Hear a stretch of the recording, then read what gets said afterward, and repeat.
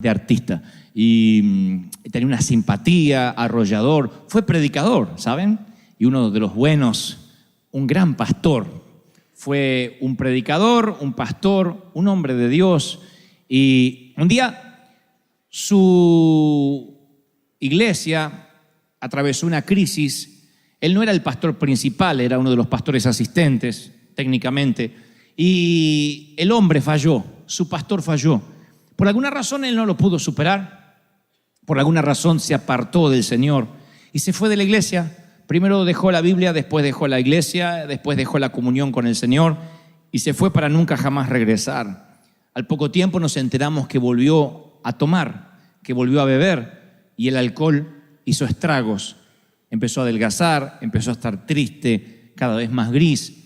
Las últimas veces que lo vi era la sombra de aquel Daniel a quien tanto yo quería parecerme cuando iba a ser grande. Y en el año 2013, 2 años atrás, promediando mayo, mi hermano mayor me llama y me da la noticia de que había tenido un infarto irreversible, obviamente un infarto masivo, y había partido, había fallecido en la ambulancia mientras que los paramédicos intentaban darle oxígeno, respiración. Daniel Marcelo Gebel, le dediqué el más reciente de los libros. Y yo he tratado de imaginarme los minutos finales de mi hermano viajando a alta velocidad por una ruta oscura en Buenos Aires, en una ambulancia, en una madrugada, con médicos dándole oxígeno. Y me preguntaré por siempre, o no sé si por siempre, sino hasta que esté allí en la eternidad, me preguntaré si tuvo esos minutos que él alegaba que iba a tener. Porque toda la familia, el resto que seguimos siendo cristianos, le decíamos: Daniel, ¿qué tal si tienes un accidente? ¿Qué tal si pierdes la vida? Tú has predicado, no te tengo que contar el mensaje de salvación. Y él decía: no, yo sé la verdad y sé que estoy haciendo las cosas mal. Sé que estoy fuera de Dios. Sé que mi vida no está correcta, pero estoy seguro que Dios me va a dar unos últimos minutos para arrepentirme. Y yo le decía: ¿y qué si no te da esos minutos? Dios me lo va a dar, tranquilo, Dante. ¿Qué si no te lo da? No, Dios me lo va a dar. Así que se imaginan que lo primero que pensé es si tuvo esos minutos antes de morir. Me lo imaginé a Daniel con la última imagen que se llevaría de su paso fugaz por esta tierra, que era el techo de una ambulancia y unos cuantos desconocidos sobre él intentándole dar oxígeno. Y tal vez tu corazón no esté dando su último latido, pero sí hoy llegaste a este servicio con tus últimos ahorros, la última solución, la última pizca de café, el último crédito, la última oportunidad, el último análisis. Siempre llegamos a lo último de algo, la última onza de paciencia. Tenemos temor a que nos demanden, temor a terminar últimos, temor a perder los ahorros. Ese bulto en el pecho o en el antebrazo nos produce cierta preocupación. Ese lunar no nos gusta nada. Ese tipo que se mudó en la cuadra no nos da tranquilidad. Y entonces empezamos a tener miedo, empezamos a tener temor. Y decimos: ¿qué tal si se me agota lo último que tengo? Nos llenamos de ansiedad. El miedo te encierra en una prisión y no puedes salir nunca más. Eso es lo que logra el miedo. El miedo nunca logra otra cosa que meterte dentro de una prisión y no te permite salir, ni ser feliz, ni ser libre. Ahora imagínate un día, un solo día, solo un día sin temor, un día sin miedo, sin temor al fracaso, sin temor al rechazo, sin temor a la tragedia. Imagínate un día sin pensar que algo le pasará a tus hijos, que te faltará dinero, que no vas a comer mañana, que podrás pagar el mortgage. Un día sin temor alguno. Tú dices: wow, nunca lo había pensado así, creo que sería muy feliz. Y por eso el Señor preguntó: ¿por qué teméis? ¿Por qué tienes miedo? ¿Por qué tienen miedo? Lanza la pregunta a los muchachos que estaban mojados y empapados en medio de una tormenta. Preguntarle por qué tienen miedo en medio de una tormenta atroz es como que un nadador le pregunte a otro: ¿por qué estás mojado? Porque es lógico que tenga miedo. Se supone que estamos en una tormenta y se supone que tengamos miedo. Los hombres escuchan la pregunta y están muy serios. El crucero acaba de convertirse en una pesadilla aterradora. Y así es como uno de ellos recuerda el viaje. Dice: luego el maestro Jesús subió a la barca y lo siguieron los discípulos. de repente se levantó en el lago una tormenta tan fuerte que las olas inundaban la barca. Mateo 8:23. Escuchen este detalle, no se lo pierdan, por favor. De repente, una gran tormenta se desató en el mar. No todas las tormentas vienen de repente. En la pradera los agricultores ven los cambios de nubes y dicen, me parece que va a llover. Los que saben de tormentas dicen, mi mamá decía, me está doliendo la cadera, va a llover.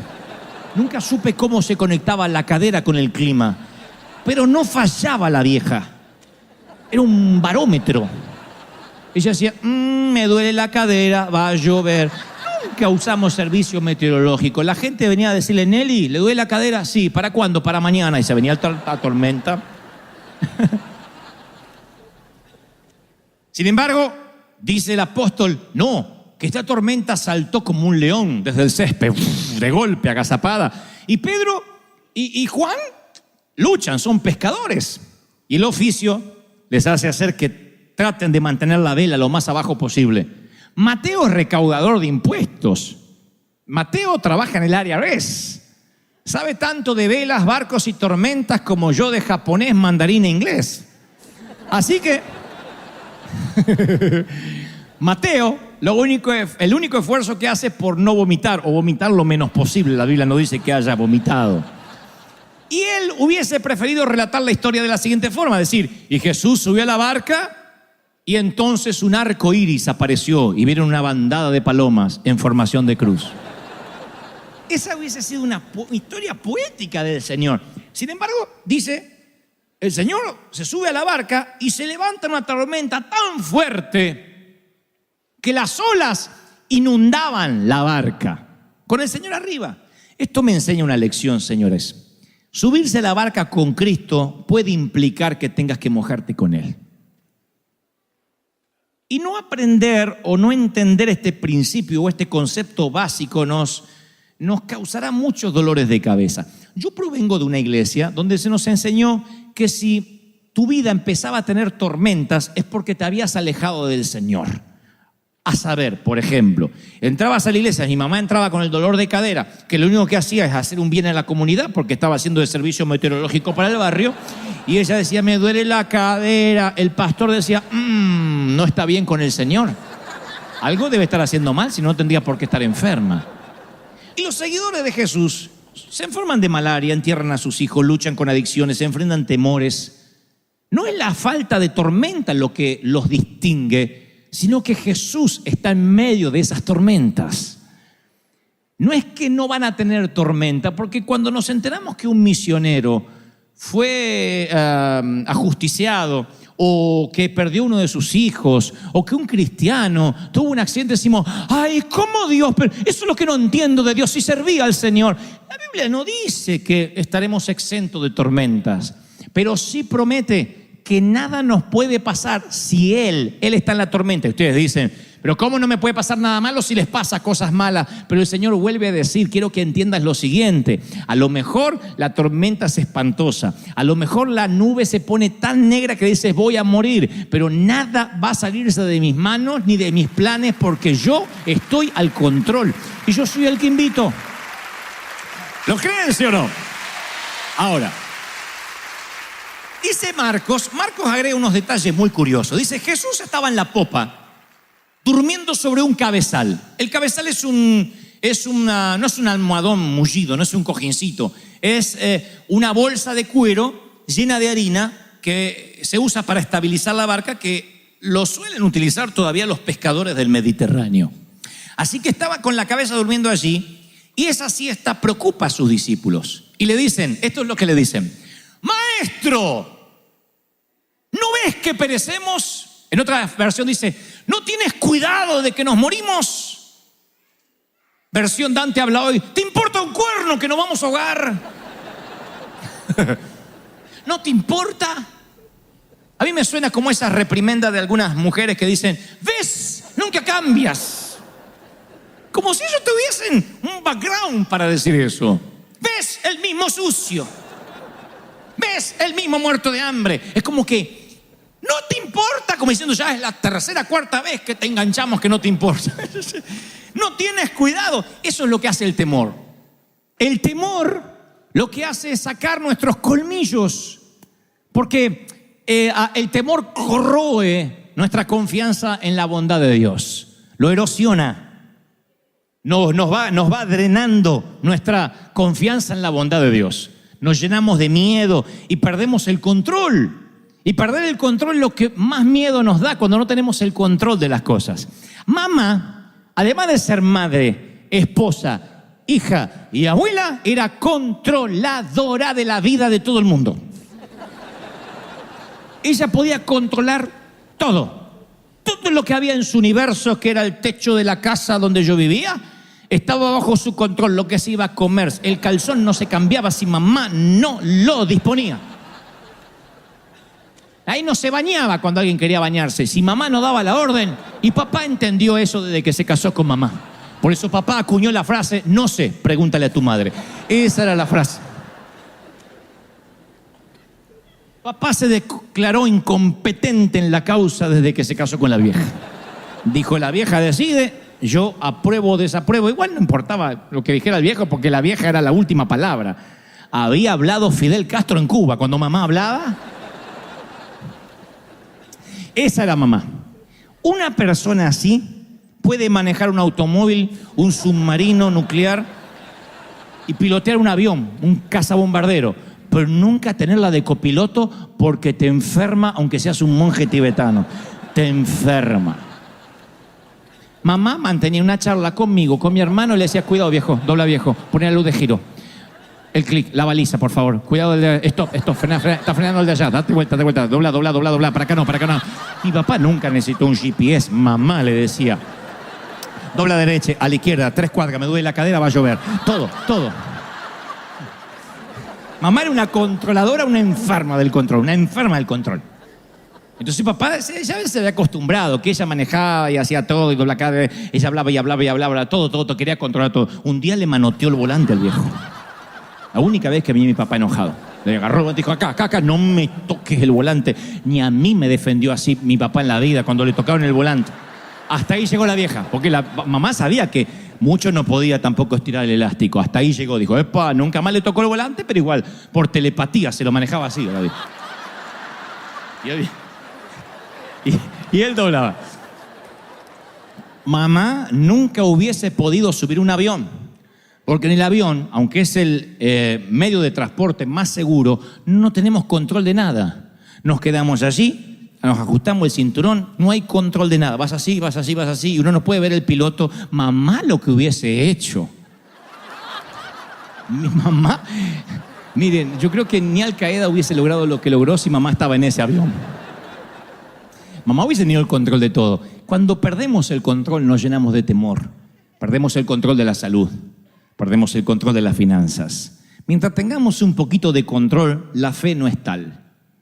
La gente dice, no, yo sé que Dios me va a sanar. Aparte me dijo el médico que con este medicamento, con esta quimio me voy a sanar. Yo sé que Dios está conmigo porque aparte me lo dijo el contador, que no todo está perdido, que puede arreglar todavía los papeles. Mientras que haya una esperanza de que todavía tengo el control, no tenemos temor.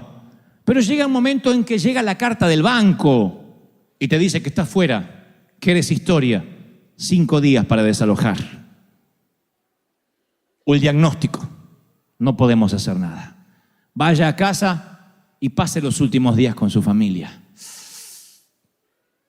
O el día que nos enteramos de que el amor se fumó. O el día que nos enteramos que finalmente lo que temíamos ocurrió y no hay esperanza.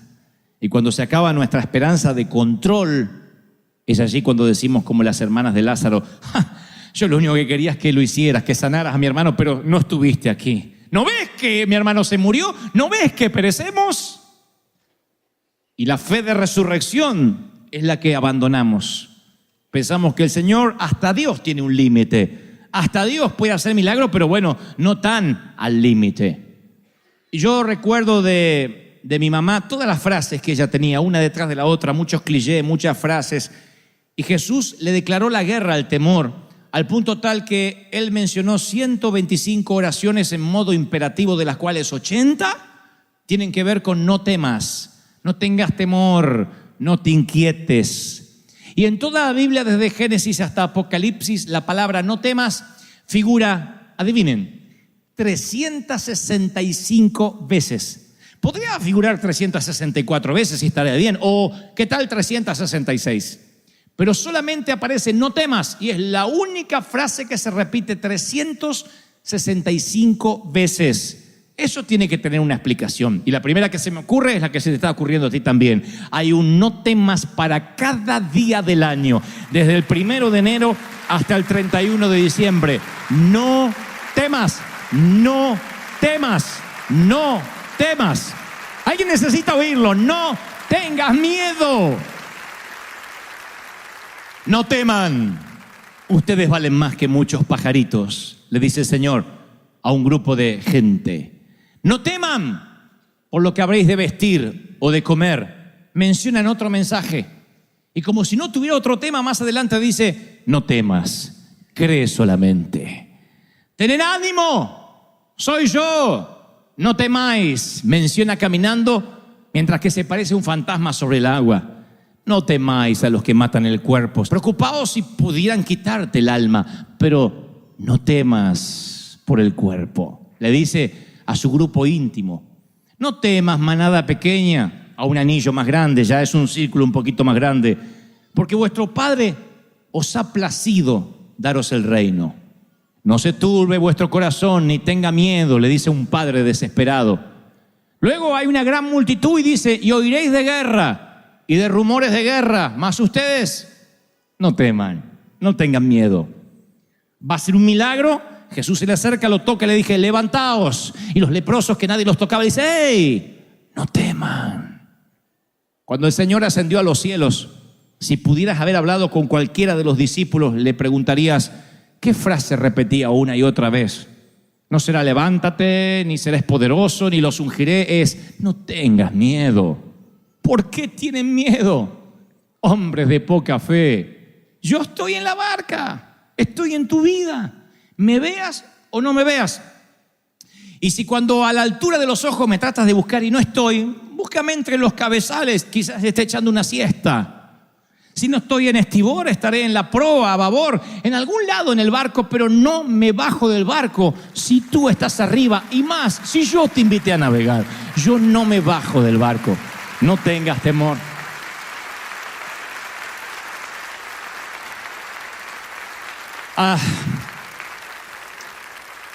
Cuando era chiquitito,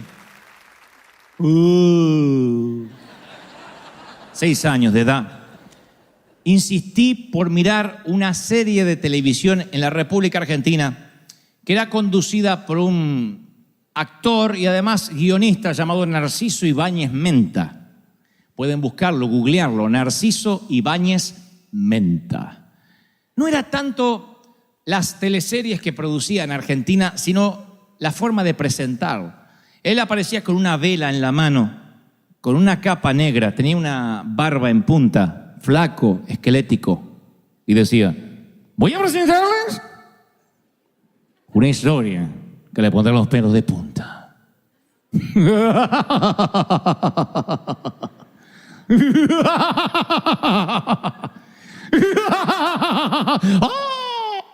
Yo me hacía encima, nunca fui estreñido de vientre por esa serie, por esa. Me orinaba en los pantalones. Lo que vamos a ver ahora es el regreso. Así hablaba, el regreso del monstruo. Hubo una remake de ese regreso del monstruo llamado El Pulpo Negro, que se trataba de un asesino serial que mataba gente, le dejaba como marca personal un pulpo negro encima del cadáver. Así que un día le dije, papá, ¿puedo ver el pulpo negro? Ni loco.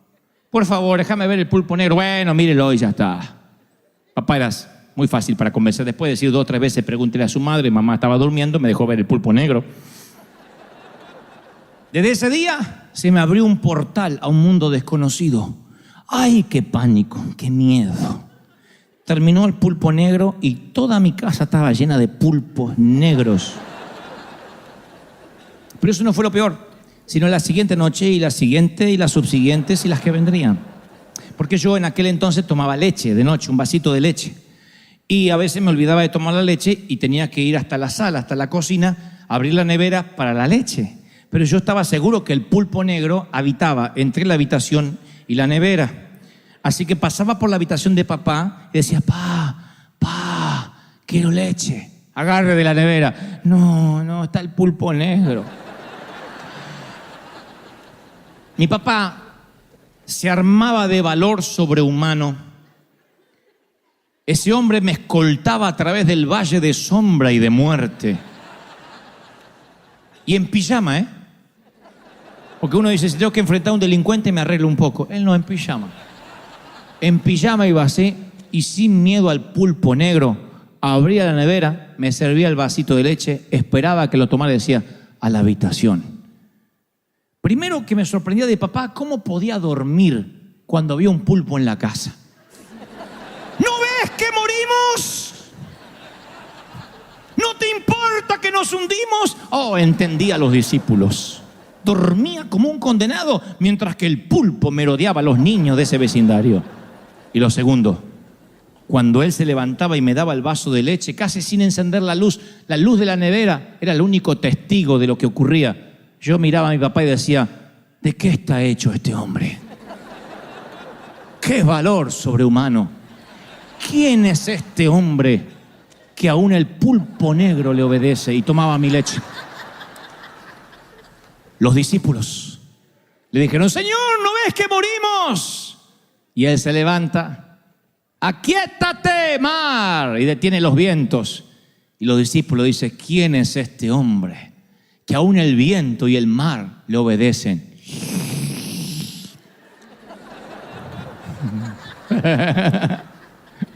¿Entendieron?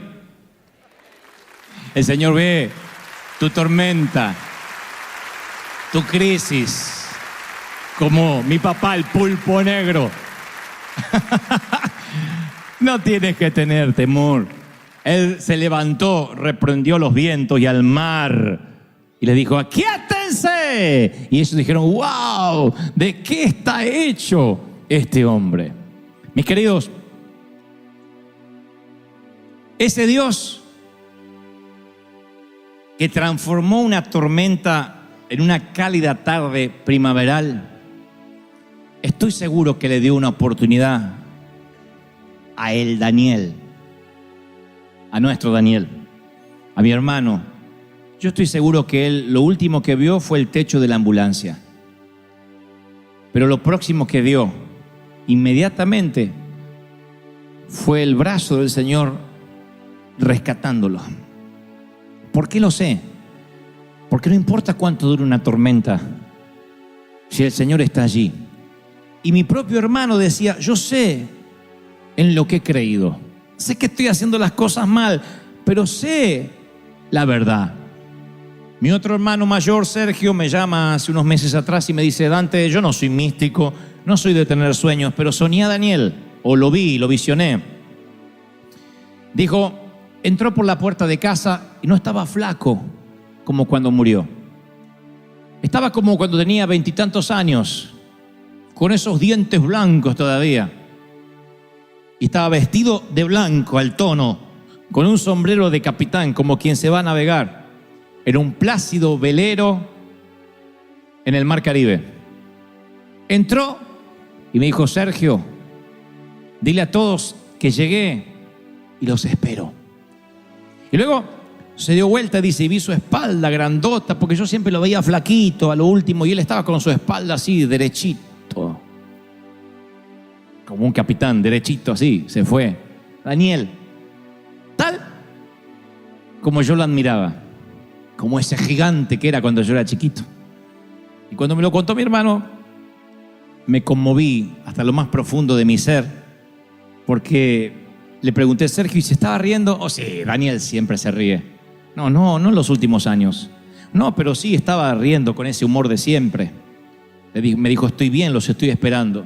Por eso estoy seguro que aunque Daniel vivió los últimos años en una tormenta, conociendo a Jesús, conociendo al capitán de los capitanes, estoy seguro que no se hundió. Estoy seguro que en el último minuto, ahí en la ambulancia, le dijo: ¿por qué tienes miedo, Daniel? No tengas temor. Y se fue a casa y me está esperando. Estoy seguro que eso ocurrió y es mi oración que eso ocurra contigo. Que no te hundas, que no naufragues, aunque la tormenta se haya extendido por años.